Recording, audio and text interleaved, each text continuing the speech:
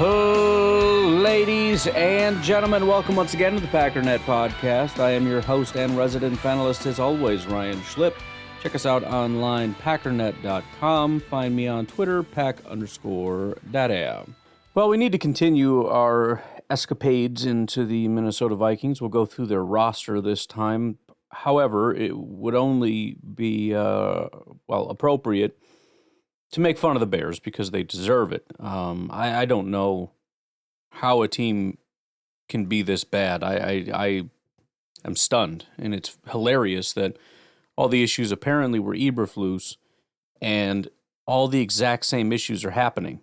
That game against Detroit, I mean, they've lost a lot of last-second games that have just been mind-boggling, but the game against Detroit was the most mismanaged debacle ever. And then they did it again. Now, I'll be honest, I'm trying to piece it together. I watched all the worst parts of it, and then right when it was getting good on the final drive, last thing I saw was a really nice throw to somebody, I don't know what, and then I got a call, kids are breaking down, come on, you need to come up, bedtime, yada yada, fine. And then all hell breaks loose and crazy things happen and I didn't even get to see it. But what I can tell you is I'm trying to piece it together and it's nearly impossible because I don't understand. So first of all, you have a team that has the ball and they're trying to go down and score. They only need 3 points to tie. They had 5 minutes and 12 seconds. Now that's almost always going to be too much time. I mean, if there's 5 minutes and 12 seconds on the clock and you're saying, I think what we need to do is end it right here. We need to bleed the clock and go and score. It's like, I don't know, dude. That's a lot of time. But they managed to do it with a lot of running, especially early on. They ripped off almost 30 seconds after the first run play, another 30 seconds after the next run play, about 38 seconds after the next run play. So now we're 3 minutes, 39 seconds, 2nd and 2, Chicago 38. Pass for no gain, rip off a bunch more time. In fact, a crap ton of time, 45 seconds. Extra added benefit of having Caleb Williams scrambling around all over the place for about 10 seconds. Then Caleb scrambles again. 3rd and 2 sets up 4th and 1. They're able to rip off another 40 seconds. So we're down to 2 minutes and 14 seconds, 4th and 1. There's a penalty. They have to go back. It's 4th and 5. Caleb throws a pass to DJ Moore. We're down to 2 minutes, 5 seconds, 1st down. Caleb fumbles, sacks, lose 5 yards, 2-minute warning. So, I mean, it's 2nd and 15. You're only at the Chicago 44, which is also quite remarkable. I mean, on one hand, you're really impressed because they've managed to rip off over 3 minutes of time. On the other hand, they've gone 33 yards. That's it. It is, let's see, 1, 2, 3, 4, 5, 6, 7, 8. 8 plays, I think. 8 plays, 3 minutes, 33 yards. Caleb throws a 1-yard pass to bring up 3rd and 14. You're not even to the 50-yard line yet, and they spent 45 seconds. So now's the point where the clock's beginning to kind of work against you a little bit. Now, I don't know.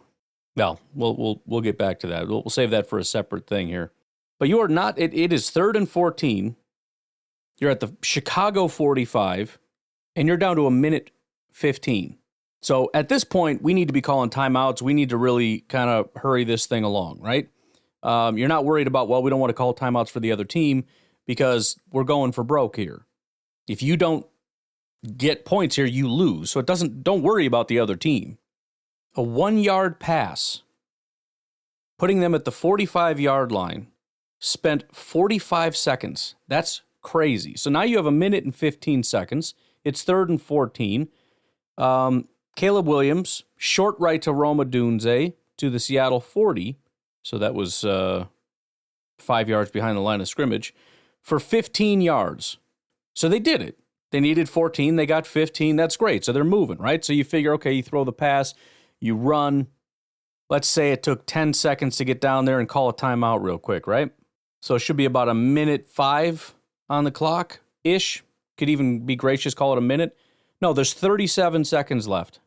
They spent 40 more seconds. 40 seconds. It's a single pass play. First of all, get out of bounds. And if you can't, then you got to call a timeout here. So now it's 1st and 10. You're at the 40-yard line, and there's 37 seconds left. We're really, really starting to get down on time here. Incomplete pass. That ripped off 6 seconds. Because, of course, everything has to take forever with Caleb Williams. You can't just, drop, 3-step drop, throw. It's got to be 3-step drop, look around, run around, scramble around. I'm not sure. Let's see. What did I have for breakfast this morning? Okay, throw it. Then there's another deep, incomplete pass. 3rd and 10, 26 seconds left. Then another deep pass to DJ Moore. This one's incomplete. So incomplete. It is now 4th and 10, and you have 20 seconds left, and you're at the Seattle 40. Seattle 40, you need 3 points. Let's think about this strategically. First of all, how we got in this situation to begin with, I have no freaking idea. Once again, we are out of time. Once again, we are out of time with a timeout in our back pocket, which has now been wasted. I suppose if you convert this, you can now call a timeout. Presumably, as much time as they tick off the clock, you're probably down to about 10 seconds. So the thought process, apparently, is run a play on 4th down, call a timeout, and then kick a field goal. Because nothing else really makes sense unless you want to take one shot at the end zone. Are you going to risk the entire game on getting 10 to 15 yards closer for a field goal? You understand from the 40-yard line, you're in field goal range, correct? It's not a super short field goal. You tack on 17 yards, right? Placeholder's about 7 yards behind the snapper, and then you got 10 yards in the end zone. So you tack on 17 yards. It would be a 57-yard field goal.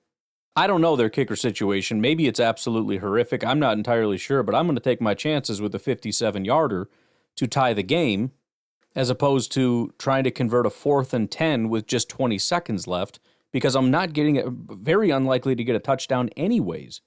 So I'm going for a field goal no matter what. I mean, if you're looking at it from an odds perspective, the odds of making a, 42-yarder are definitely better than a 57-yarder, but you also have to factor in the odds of not converting this 4th down. I mean, you might be starting with 40% odds, and I think that's probably being pretty gracious. The other issue, on top of the unbelievable clock mismanagement, is they had 3 timeouts, in my understanding, 3 timeouts going into this drive. They expended 2 of them, not during any of these times when they're wasting too much time, but in both cases, times when the clock was already stopped. And then they had 1 left in their back pocket, which means they used 0 for clock management on the final drive. They used 2 because they were unprepared at the line and time was expiring. 1 got left in their back pocket, and at the end of the day, they're down there again on 4th down with just 20 seconds left, in field goal range, going for it. And then, of course, to cap it all off, the game officially ends with a Caleb Williams interception, which ends a very long and relatively impressive streak of no interceptions from Caleb Williams. I think if they would have just kicked the field goal, rather than essentially forcing him to throw up a Hail Mary, that interception streak probably stays alive. So the one good thing you got going for you, the one good thing that's going for your rookie quarterback, the one good thing that's going for your organization and your fan base just died because you decided he should throw up a random Hail Mary on 4th and 10. By the way, it was a Hail Mary because he had pressure pretty much immediately in his face and he had no choice but to just throw the ball up. That's why I'm calling it a Hail Mary. Obviously, it shouldn't need to be a Hail Mary, but that's essentially what it was. He was running for his life, pressure in his face, and just launched it up in the air. And that was the reason for the interception. And that's how they lose. The Bears offense scoring just 3 points against the Seattle Seahawks. I mean, I guess you should be happy with your defense. You only allowed 6. Seattle should absolutely be sick. I mean, the Packers have a really bad habit of breaking teams. They broke the 49ers. Once the Packers beat the 49ers, they were done. They were officially done, over with, cooked. When the Packers beat Miami, They went from being an ascending team to being just a team that's absolutely freaking cooked.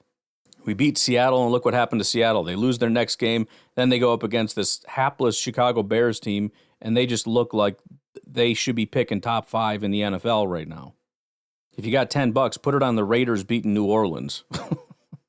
Not literally, don't do that, because I'm just making a point here.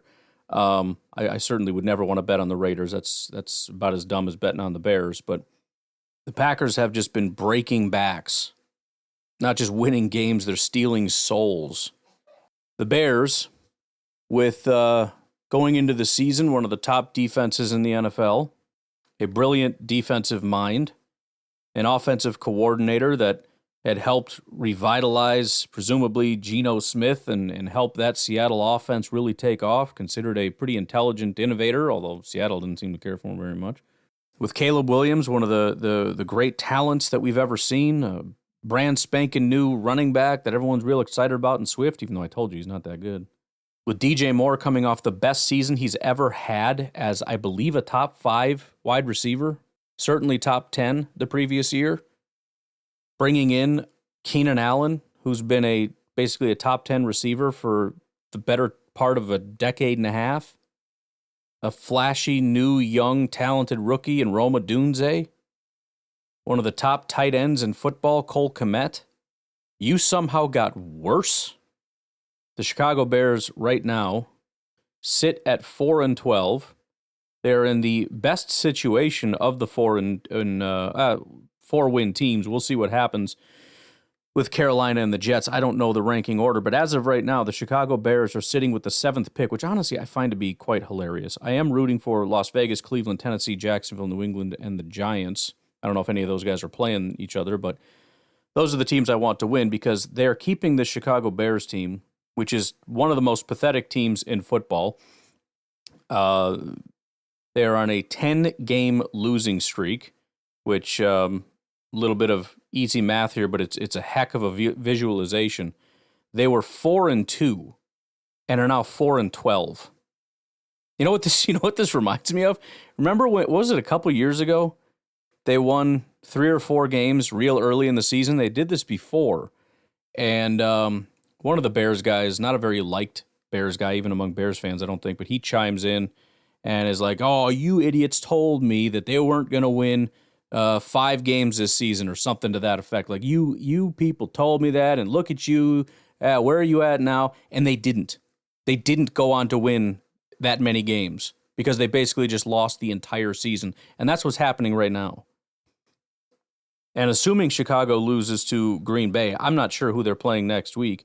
This might be a 12-game losing streak for Chicago. Of the teams currently picking higher, Cleveland's on a 4-game losing streak, Tennessee 4-game losing streak, New England 5-game, the Giants 10 games, Jacksonville just 2, and Las Vegas is on a 1-game win streak. Again, it ultimately doesn't matter, but it's insult to injury to have probably what feels like one of the worst seasons Bears fans have seen, which is saying a heck of a lot.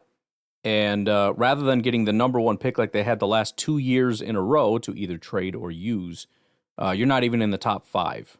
So you don't even get that to look forward to. It's all just really, really good stuff. The Bears actually do have picks this year. They have 4, 5, 6, 7. They have 8 picks, only 4 of their own, but they've been wheeling and dealing. They got 2 second-round picks via Carolina. They have a 6th-round pick. They lost their 6th-round pick, but gained another one from Pittsburgh. And an additional, they have 2 7th-round picks, one from Cincinnati, one from Minnesota. Their own picks, they have 1st, 2nd, 3rd, 5th. But they actually have the capacity to possibly do something. I can't imagine they let Ryan Poles do this because, look, you got a quarterback. Poles is terrible. The risk of him trading away these picks to go get some players, offensive linemen or whatever to save his job are massive. I mean, really, you got 2 second-round picks. You're telling me they're not going to trade away a 2nd-round pick to go get an offensive lineman? You think Ryan Poles, whose job is on the line, if they don't get the Bears in the playoffs, are going to sit around and depend on some rookies to come in and fix this? Yeah, right. So if you're ownership, and you're not going to sell the team, which Bears fans are currently asking for.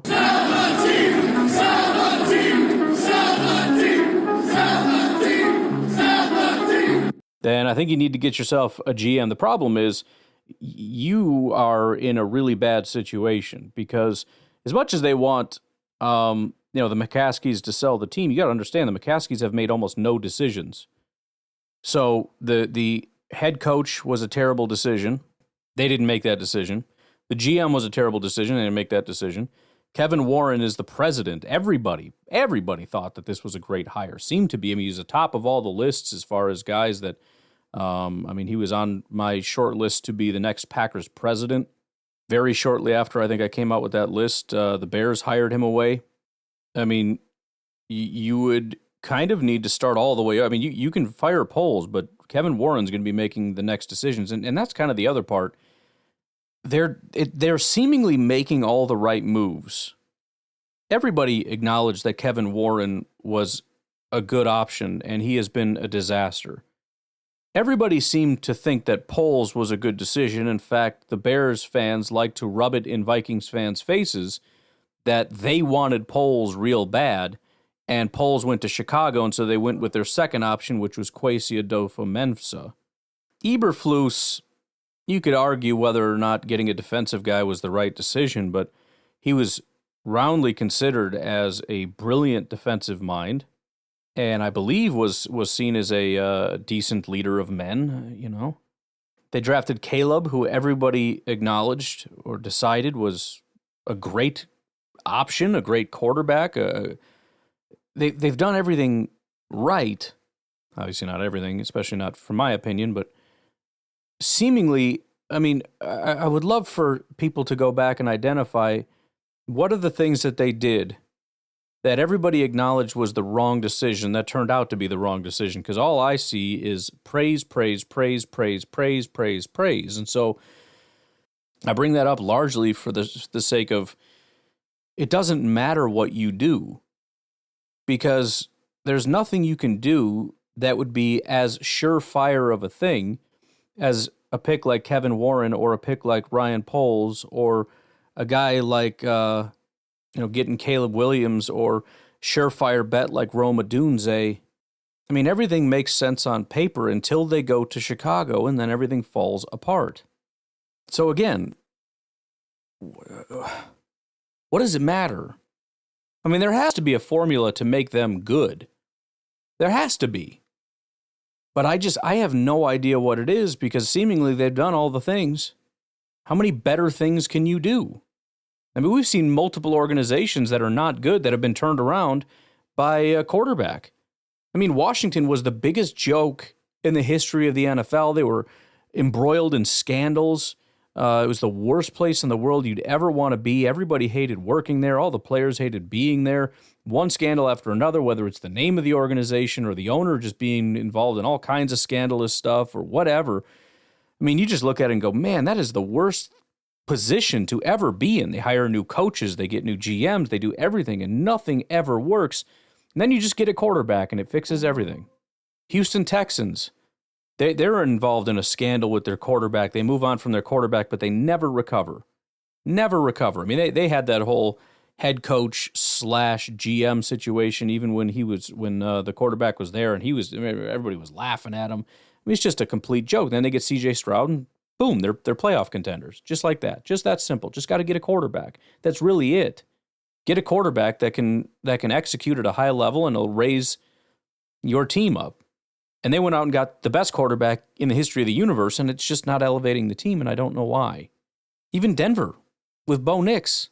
Not saying that they're an elite team, but as Bo Nix begins to improve and start to look like an actually decent player, they go from a joke of an organization to a team that can actually compete. It's almost as if the only thing that matters in an organization is the quality of your quarterback. And we've seen that in Green Bay 2 years in a row now. I've made the statement, this team will go as far as the quarterback will take it. And what do you know? That's almost exactly true. A lot of things around here have improved at the same time, but that's kind of my point. When it was a little shaky with the quarterback, it was a little shaky with the team. And once the quarterback got better, you start feeling better about the team. It starts performing better. But not in Chicago. Again, maybe we could speculate that they just didn't get a good quarterback, but we're not allowed to do that. So I don't know what to do here. And if it is the quarterback, then what is firing Poles going to do? What is the new GM going to do? What is the new coach going to do? Which, by the way, is exactly why the only thing that matters is making Caleb a good quarterback. It's the only thing that matters. So the GM needs to get an offensive line. Not that their offensive line is bad, but just make it the best offensive line in football. That way there's no wiggle room there. And then on offense, just get a guy that's great with quarterbacks. And that's it, and see what happens. But at the end of the day, I don't give a crap.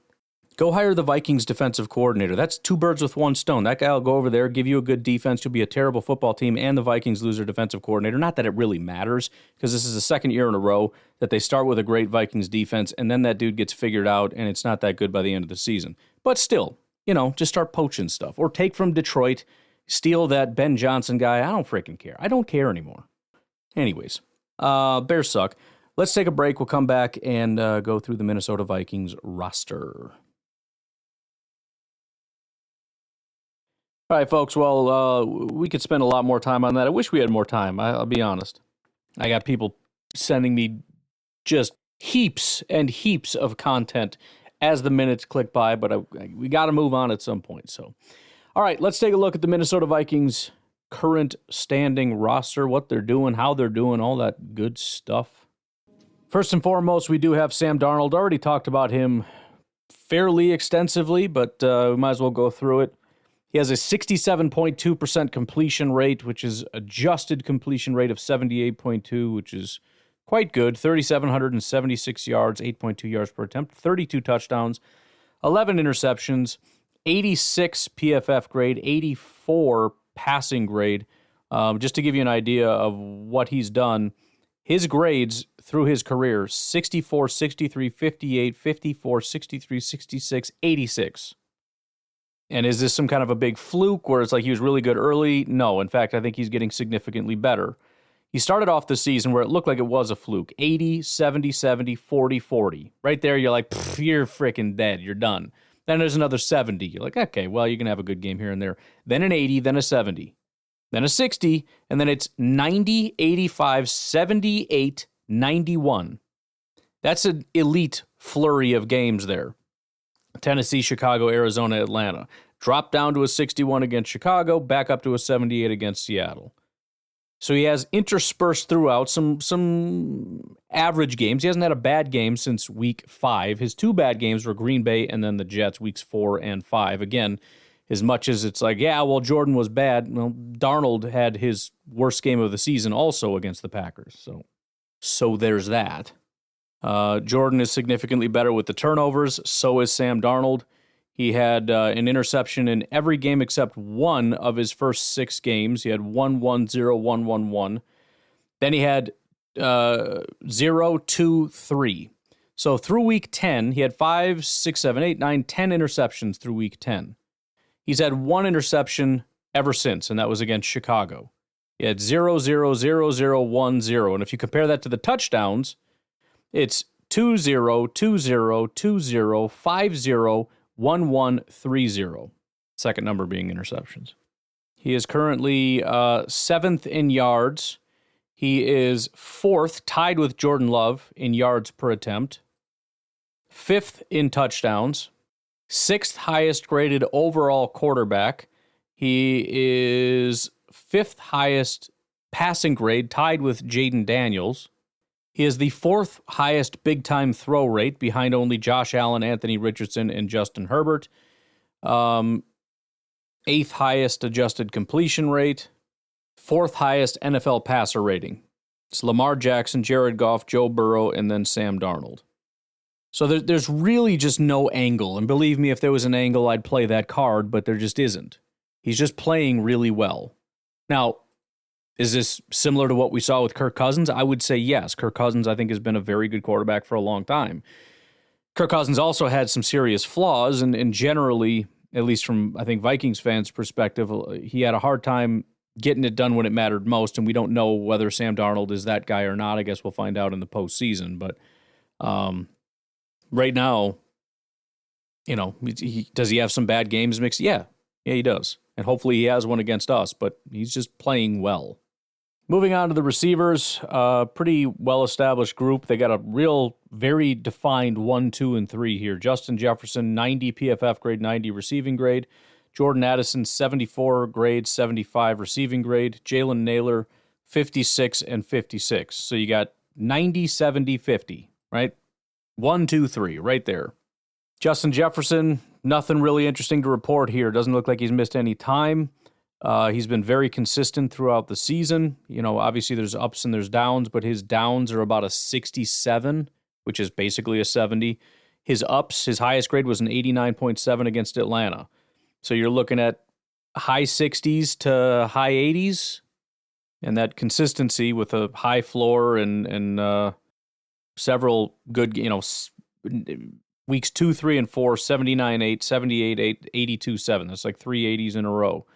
87.6 and 79 weeks 8 and 9. You've got 78 week 13, 89.7 week 14, 81.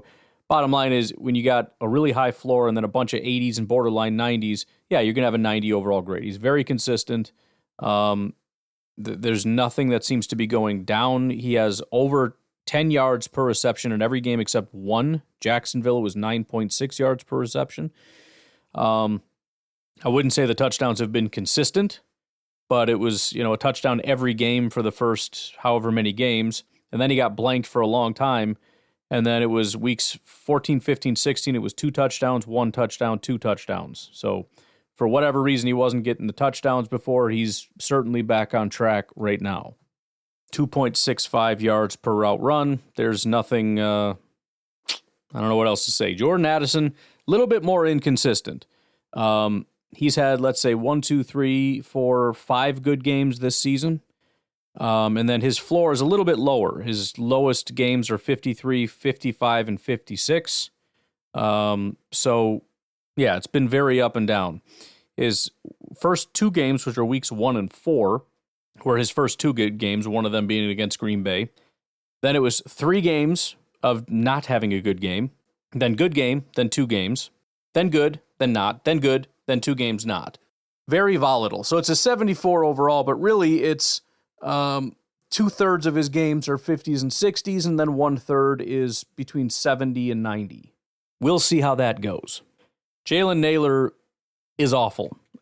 He started off actually pretty solid, 70, 70, 70, 70, and then, 55, 70. So in the first 5 weeks, it was quite good. And then since then, it's been 40, 60, 40, 30, 50, 60, 40, 50, 50. And his snap counts have not really reduced, so it's not like they just haven't really been using him, although he's almost never utilized. The ball just continually gets force-fed to everybody else, which would not only include the 2 receivers, but you got tight ends and running backs and whatnot, but he is just not a big part of this offense.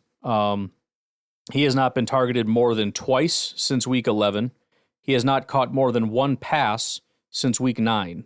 So the last time he caught more than 1 pass was week 8 against LA. 4 targets, 2 receptions, 16 yards. Since then, it's been 1 for 7, 1 for 11, 0, 1 for 5, 1 for 18, 0, 1 for 5, 1 for 5. I mean, Jalen Naylor is like a trick play. I mean, we will probably run Jaden Reed as many times or more than Jalen Naylor gets the ball. So he's not very good, and the Vikings recognize that, and they don't use him. Now, I mentioned Jalen Naylor because when you look at the amount of routes run, Jalen Naylor is 3rd. If you look at targets, however, it's actually Justin Jefferson, 131, then a huge drop-off down to Jordan Addison, 79, then a pretty sizable drop-off down to Aaron Jones, who is their number 3 receiver, then TJ Hawkinson, then Jalen Naylor. So if we look at the actual 3 and 4 receiver, Aaron Jones currently has a 69 receiving grade. It's actually not terrible for him. He's always been in my opinion, good receiver, but he's not graded out very well. I guess I never really noticed that before.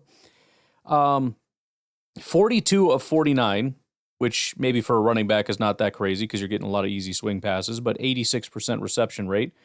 348 yards, 8.3 yards per reception, 2 touchdowns on the season. So he gets 2 to 3 receptions per game, and that's been consistent pretty much all year, certainly since week 12, 3-3-2-2-3. His yardage really has been inconsequential. He has 1 touchdown against Arizona. That was 6 yards and 1 touchdown in that game. He also, week 3 was his other last touchdown. But if you look at week 5, the yardage, 24, 23, 37, 18, 13, 4, 23, 6, 11, 20, 26.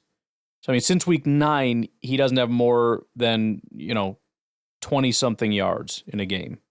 Borderline say they underutilize him, in my opinion, but they're doing a good job. They don't need my advice. And then TJ Hawkinson is targeted a little bit more. He's only been playing since week 9. If you remember, he was out right away in the season. There was kind of a big hubbub about that. But he gets about 4 targets a game. He's had 0 touchdowns. He's had 1 to 2 big games in terms of yardage, 114 against Chicago, 72 against Jacksonville. Otherwise, 27, 13, 28, 45, 52, 27. So not inconsequential at all, but you know what you need to watch out for. I mean, not that Hawkinson can't get away from you. Again, 114 yards is pretty devastating, but it's still not necessarily where your eyes go. You know what I mean? Then we got the rushing attack. Obviously, the rushing attack is led by Mr. Aaron Jones.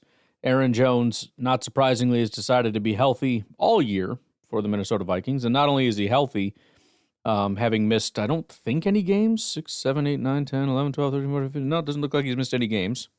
He has already had more snaps and attempts than any season with Green Bay except 2019. He is just 20 snaps behind 2019, so he will surely surpass that. He is, 35 attempts behind 2019, which, assuming he's healthy, and, well, I guess they might rest him the last game. We'll see. Probably not, because they got to play Detroit, right? So they have to beat him. He will probably surpass everything that he's done with Green Bay as far as snaps and attempts.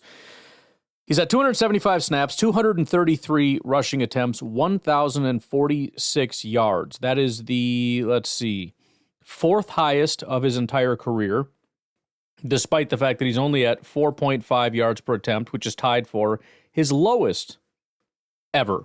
So this is arguably his worst season, because the other season where he ran for 4.5 yards per attempt, he had 19 touchdowns that season. He so far has 5. So on an efficiency basis, as far as how talented he is, this is his worst season. If you look at his overall PFF grade, this is his worst season. If you look at his rushing grade, this is by far his worst ever season. So his yards per attempt are at their tied for the lowest at 4.5. His touchdowns are not at their lowest, but, pretty low at 5 touchdowns, especially since when you look at the amount of attempts. The only other worst one would be 2022, where he had 214 attempts, which is less, but not many less. He only had 2 touchdowns, and he had 5 fumbles in that season. He's still graded. That was actually his highest graded rushing season. So even when you look at supposed bad years, it's like, yeah, but that was actually an awesome year. If you look at his overall grades, again, his highest graded season was 2022. What a waste.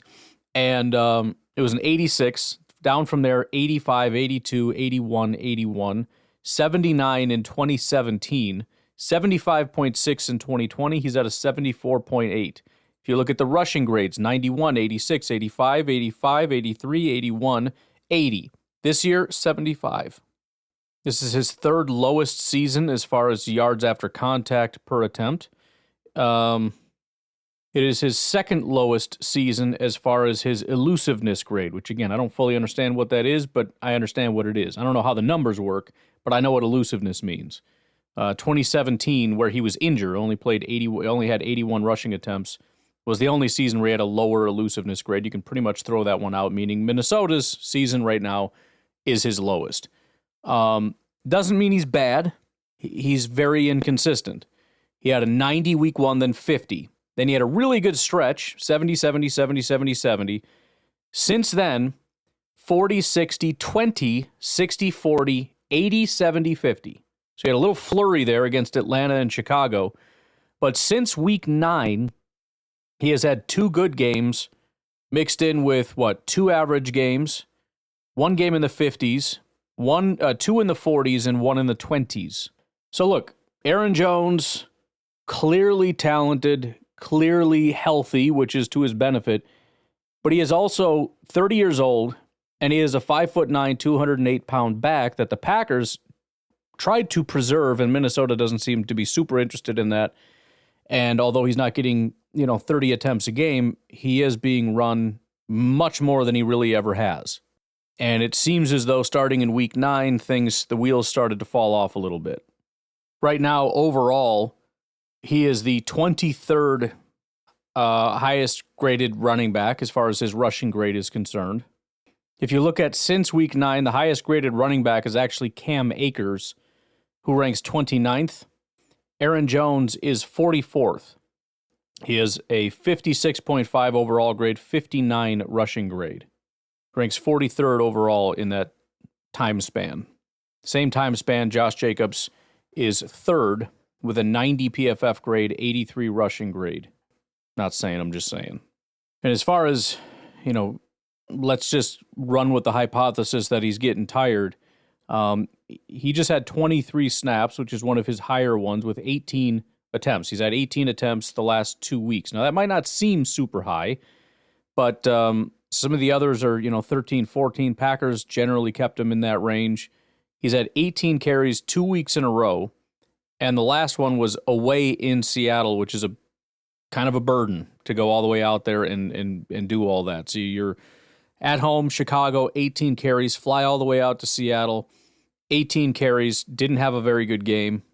So now what do? You going to give him 20 carries against the Packers, or are you going to limit that a little bit?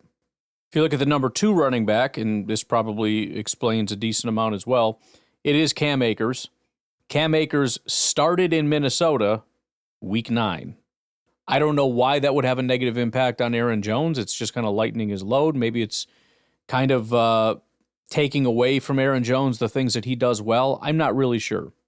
But Cam Akers came in week 9. He's getting, 5, 6, 7 carries a game, up to 13 carries a game. Never really know. 2 weeks ago against Chicago, he had 10 carries. Last week, he had 1 carry. It's going to be down to, I guess, the game plan and how they feel like doing all that.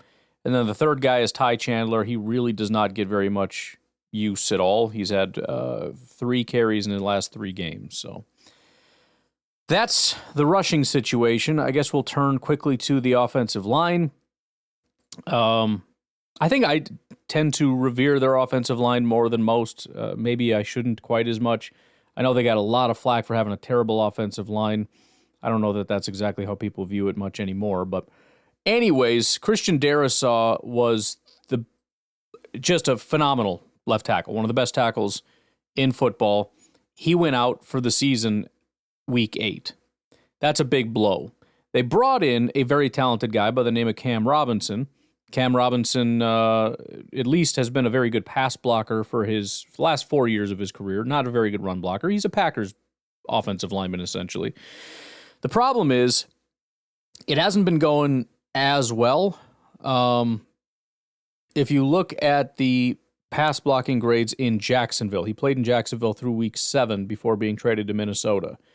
It was 80, 50, 40, had 2 bad games mixed in there, and then 83, 87, 80, and then 79. In Minnesota, 60, 70, 80, 60, 70, 70, 60, 40. Now, it averages out to roughly the same. It's roughly the same grade, but, I mean, this is a guy that was getting pretty much 80s every week, aside from 2 fluky games. He's had 1 game in the 80s in his 3, 6, 8 games. His run blocking also went from a 65 down to a 53. So it has not been going as well, and no, he's not improving. He had his worst game of the season this past week. The week before that was roughly his second worst game as a pass blocker. He's given up 2 sacks this season. One of them came last week. He's given up 3 hits this season for Minnesota. All 3 of them came the last 2 weeks. And 5 of his 20 hurries came the last 2 weeks. So he's a decent tackle. There's no question about it. But he is not in any way Christian Darrisaw. It's a drop-off as far as pass blocking. It's a massive drop-off as far as run blocking. Now, when we go to left guard, they've had a guy by the name of Blake Brendel that is there at guard for them. He's been there for them all season. He has been a backup in Minnesota for quite some time and had to step into the starting role this year. Hasn't been super great. 59 run blocking grade, 66 pass blocking. Pass blocking is at least intermittent, but it's too much bad. I mean, it's Sean Ryan from 2 years ago. 80, 20, 70, 80, 60, 70, 30, 40, 80, 40, 80, 60, 70, 40, 50, right? Just super up and down. Not very good. Now, he's had 3 really good run blocking games. One of them was last week. Otherwise, it's just bad all year. At center, same old Garrett Bradbury. Garrett Bradbury's been there for quite some time. Really bad draft pick in 2018. He has improved, but he's improved from the worst thing in the history of the world to, he's just not very good. He has a 72 run blocking grade, which is decent, although 2 of his worst games were the last 2 weeks, which probably isn't the best, and a 49 pass blocking grade. He is a terrible pass blocker. Always has been. Again, improved. 41, 38, 43 were his first 3 years of pass blocking grades. He's at a 49 right now, so there's a big upgrade. Although he's given up 4 sacks, which is tied for the second worst season and 1 sack behind his worst season ever. Remember, interior guys don't give up a ton of pressures and sacks, so 5 is actually a pretty big number. But a 48.9 pass blocking grade. He hasn't had a good pass blocking game since week 12 against Chicago. Since then, 54, 23, 59, 26. So 59 is his ceiling, and low 20s are his floor the last several weeks. So look, I mean, it comes down to what we've been talking about. When you have a weakness like this, I need you to be able to win. That's what you need to be able to do is win. And they've done a pretty decent job of that. Obviously, the Detroit Lions thing was a big frickin' fiasco. There's no doubt about it, with a terrible defensive line getting constant pressure. But it is what it is. Then they've got Mr. Dalton Reisner, who was a longtime Denver Bronco. Came to Minnesota in 2023. He was a second-round pick. He's been pretty consistent. He's a bad pass blocker. He's down in the 50s. Pretty decent pass blocker. Did I say that wrong? Run blocker, bad. Pass block, pretty good. Right now, 55 run blocking, 74 pass blocking, but the pass blocking is kind of intermittent. 50-50, 80-60, 80-80. So usually good, if not pretty bad. So he comes to his 70s by way of either very good or not very good, as opposed to like consistent play. I would expect him to have a pretty decent pass blocking game and subpar run blocking, because that's just generally what he is. And then finally, at right tackle, you got the old man, Brian O'Neill, who's up to 29 years old now. He's getting up there, but he's a good football player. Their left tackle, right tackle situation reminds me of the Bakhtiari Balaga days. It's kind of how I would think of it.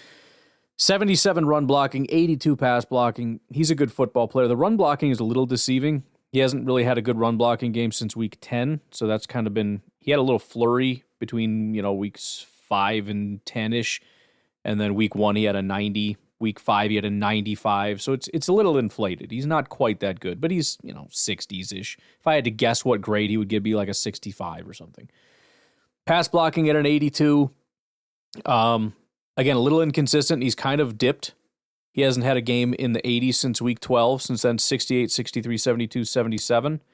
So I don't know what exactly you're going to get, but he's only given up 2 sacks and 0 hits this season, 13 hurries. So it's not going to be easy to get past the guy, that's for sure. So, like a lot of teams, the interior is kind of the weakness. Everybody's working on getting the tackles. Guards, centers, a little harder to come by, apparently. Anyways, let's take our final break. We'll come back, take a look at their defense, and then we'll get out of here. Alrighty. The defense of the Minnesota Vikings, the once mighty defense. I'm going to keep hammering that. Hopefully they don't show up. The once mighty, that is. All right. On the interior, we've got pretty decent rotation. At the top of the order is Harrison Phillips. Harrison Phillips was a decent player for Minnesota, had a good first year in Minnesota, and has pretty heavily fallen off. 2023, he had the worst year of his career with a 59.7 grade, 65 run defense, 53 pass rush, 42 tackling. He's having a worse year than that this year. So he broke that record for worst year. He's currently at a 57 overall, 52 run defense, 62 tackling, 59 pass rush. He has 15 pressures and 2 sacks on 319 attempts. So he's under 5% for his pressure rate. So that's pretty awful.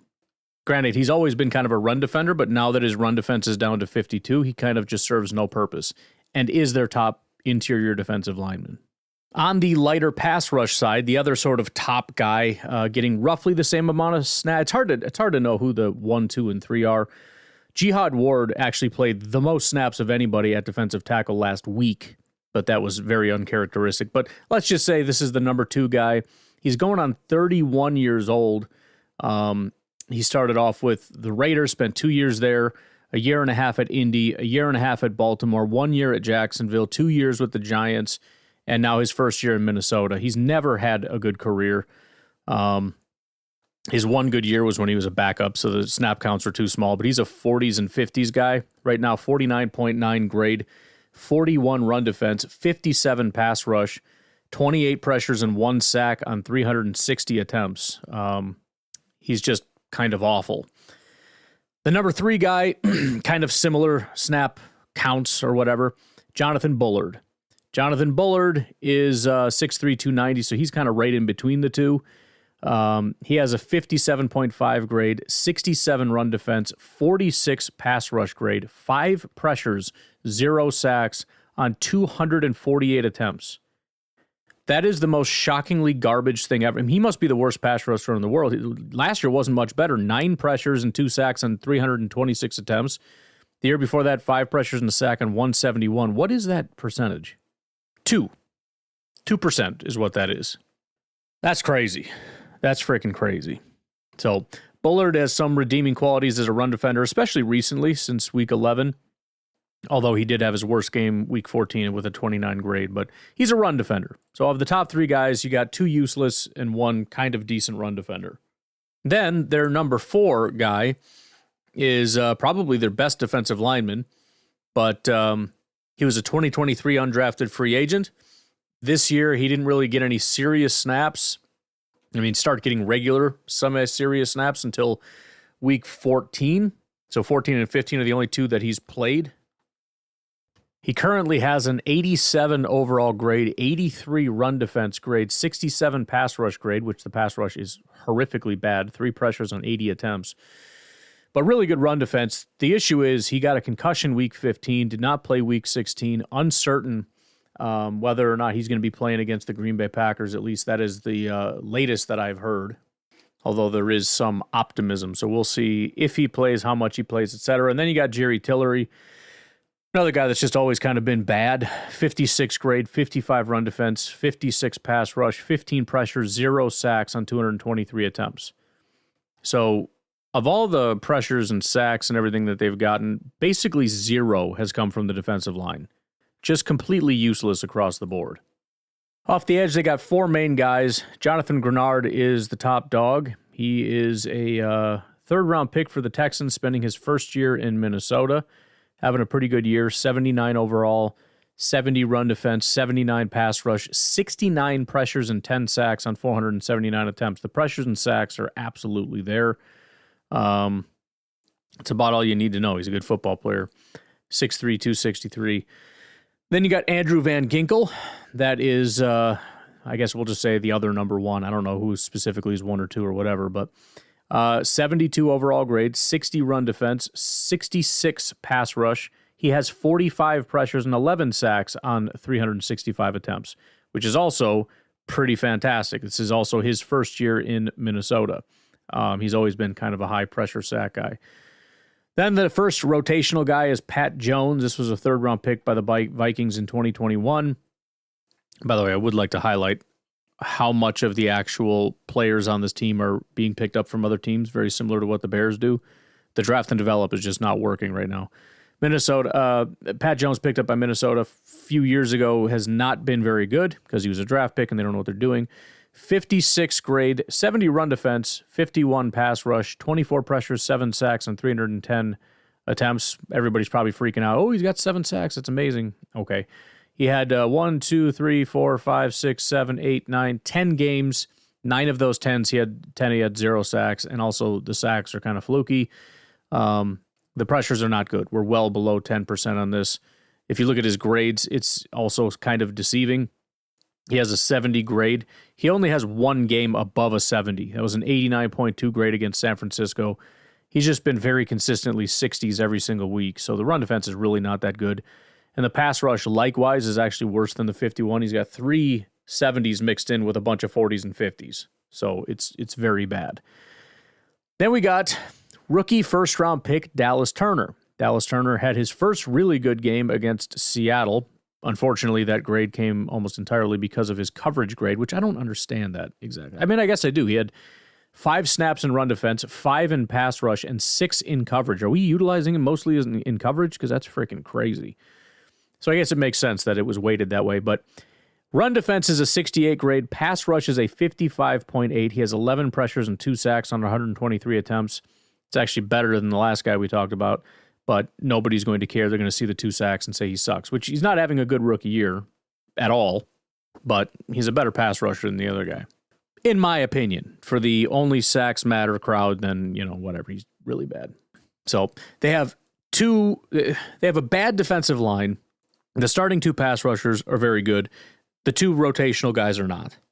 The linebacker situation is pretty tenuous. Blake Cashman is the one guy that I'm quite confident is going to play. He's been dealing with some injuries, but has been playing. Turf toe, I think. 71 grade, although that is very inconsistent, but most of the games are bad. So to give you an idea, his first 2 games were quite good. Since then, since week 3, 60, 50, 70, 60, 80, 40, 80, 40, 60, 50. So 3 good games since week 3. Whatever. I don't think he's that good. 69 run defense grade, 67 tackling grade, 68 pass rush grade, 67 coverage grade. Then there's kind of a weird situation, and I don't know the status of it, but Ivan Pace Jr. was placed on IR week 12. This is his first week he's able to return. Via Kevin Seifert, he says, we'll see what Kevin O'Connell has to say later this afternoon, but the Vikings seem to have a decent chance of going into Sunday's game in near full health. Ivan Pace Jr., hamstring, and Harrison Smith, foot, were both once again at practice today. So let's assume Ivan Pace is going to be that dude again. Prior to his injury, 64 overall, 86 run defense, 83 pass rush, but a 33 coverage grade. So there's the trade-off. There's your run defense, but boy, he cannot cover. In his absence, you might have Camus Grieger-Hill or Brian Asamoah. I don't think they're going to be playing, so I'm not going to worry too much about it. But if they are, who cares? And then you got your 3 corners, Byron Murphy, Stephon Gilmore, and Shaquille Griffin. Byron Murphy, second-round pick 2019, 75 grade, 75 coverage grade. He's pretty solid, pretty consistent. I mean, he's obviously up and down like everybody, but, it's about every other game is pretty good. 70, 60, 50, 70, 60, 90, 50, 60, 70, 70, 50, 70. He's a pretty good football player. 68 receptions, 694 yards. He has given up 4 touchdowns, but has 6 interceptions, 4 pass breakups, 79.9 NFL passer rating when targeted. It's his first year with a positive grade, first year with a positive coverage grade, so he's having himself a decent year. On the other side is Stephon Gilmore. Gilmore, on the other hand, is having not a good year.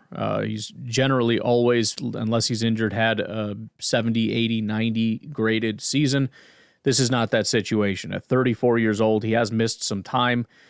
Came back week 16. As far as I know, he's perfectly fine for this game, but 66 grade, 62 coverage grade. He's had 3 good games all season, weeks 1, 12, and 13, and that's it. 47 receptions, 468 yards given up, along with 4 touchdowns, 1 pick, 8 pass breakups, 93.8 passer rating when targeted. And then finally, Shaquille Griffin. I don't know exactly how this rotation works, but he's got a 65 grade and a 64 coverage grade. Mostly not very good, but he's had 3 good games out of the last 4. So I don't know if he's starting to pick it up or what exactly the situation is with Shaquille Griffin, but he's pretty consistent with his grading out in the 60s. And then finally, the safeties. They've had a lot of people play safety for him this year. Cam Bynum, Harrison Smith, Josh Metellus, Theo Jackson, Bobby McCain, Jay Ward.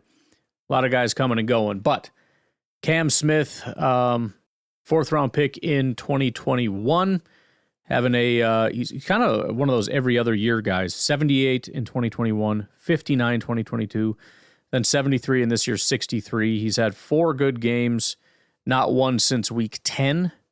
His coverage grade is a 58. He's had 2 games where he graded in the 70s in coverage. As far as his run defense, he is a 76 with an 83 tackling grade, so he's a solid tackler, but that's about it. He's given up 345 yards, 3 touchdowns, 3 picks, 5 pass breakups, 84 passer rating when targeted. Harrison Smith continues to decline. He's been dropping since about 2017. It's been a slow and gracious fall, and he is having by far his worst year in coverage, aside from 2013, where it looks like he was injured that year. But a 65 grade, 76 run defense, 60 coverage. He's had 2 games where he's graded in the 70s or higher, his first game and his last game. He's given up 407 yards, 3 touchdowns, 2 picks, 4 pass breakups, 100.5 passer rating when targeted. Then we've got Josh Metellus. Again, he's been playing a massive amount of snaps as well, so I don't know exactly how the rotation works with the slot and this and that and the other. Don't care. He has got a 68 grade, 90 run defense, 89 tackling, 55 coverage. So the safeties come in and lay down the hammer for sure. Not sure the coverage is quite good enough. But you've got linebackers that can play the run. You got safeties that can play the run. You've got couple corners that can cover, and you got pass rushers that can pass rush. So they do have all the boxes checked, even if it's not exactly checked in the way that you would hope, with defensive line actually stepping up and doing something or whatever, linebacker coverage, et cetera, et cetera. But you got all the pieces you need if you can piece it together. You also have holes that can be exploited if the Packers are able to do such things. So we will see how that goes. Obviously, with the linebackers and safeties needing to be a big part of the run support, there needs to be some misdirection and ability to get those guys in the wrong positions. But anyways, I am going to get out of here. You guys have a good rest of your day. I will talk to you tonight, tomorrow, whatever. Have a good one. Bye-bye.